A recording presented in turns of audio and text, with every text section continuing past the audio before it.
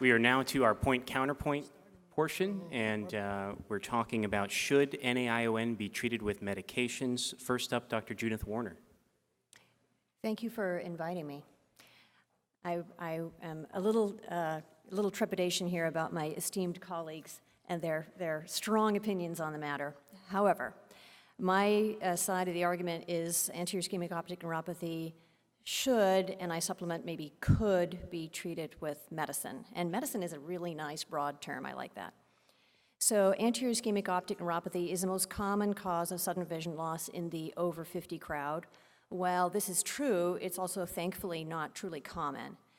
Because of its relative rarity, it's been very difficult to study, and its outcome varies tremendously from 20/20 to no light perception vision, and there's spontaneous recovery of some degree of vision in almost all patients. These two factors, the rarity and the variable outcome, have contributed to the paucity of large controlled studies. The ischemic optic neuropathy decompression trial, for instance, enrolled 258 patients to obtain reliable results. And there's still discussion of that. The pathophysiology of AION is unclear. It's clear that there is a ischemic component as a final common pathway of the vision loss, but the initial triggers are uncertain. People can have it associated with trauma. There have been proposals of posterior vitreous attachment, venous obstruction, medications, et cetera. Because of this, treatments have focused on the clear component, which is the optic nerve swelling and the axonal ischemia and death. Central nervous system injury is notoriously difficult to treat once it's started. In the absence of perfect treatment of the cascading spiral of death, prevention of second eye involvement would be useful, with recent studies suggesting a higher risk of second eye involvement in patients with optic nerve drusen and those with untreated sleep apnea. The world of stroke neurology, the other major ischemic event, is littered with failed trials of neuroprotection, crashing into oblivion when they're saddled with the dual burden of trying to reverse a process that's already underway, and also medications not being used in rats. The brave basic scientists like Joyce Liao working on experimental AION are careful to apply real-world requirements to their proposed solutions, with some benefits in rats treated after ischemic optic neuropathy.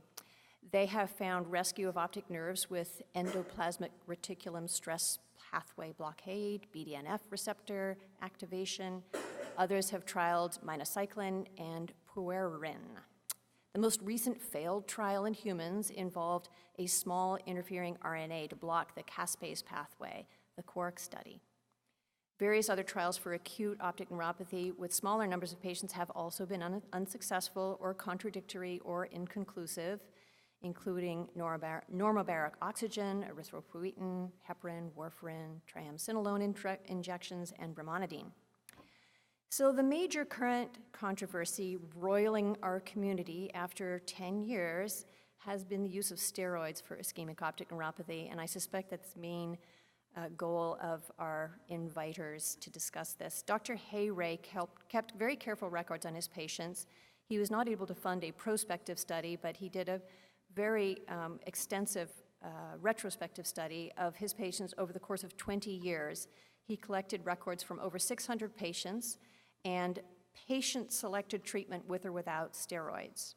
About 300 were treated with steroids. And in those 70 patients who were treated within 2 weeks of vision loss, whose vision was 20/70 or worse, compared to the 71 untreated patients with vision 20/70 or worse, more treated patients had improvement of 3 lines of Snellen acuity at follow-up. Patients treated after 2 weeks had no benefit. Patients with better vision had no benefit. One can conclude, therefore, that in this small subset of patients, which was only 20% of patients who were treated, there might be benefit from steroid use. This study had a very small number compared to the ischemic optic neuropathy decompression trial, however. A discussion of the medical treatment of ischemic optic neuropathy would be incomplete without a mention of trials for improving vision after an event of ischemic optic neuropathy, and this is a terribly exciting world which may be fruitful. There are various studies ongoing, including ones that could be found at clinicaltrials.gov. stage 3 efficacy trials. Don't forget Judith- risk factor modification and second and eye prevention, maybe with aspirin.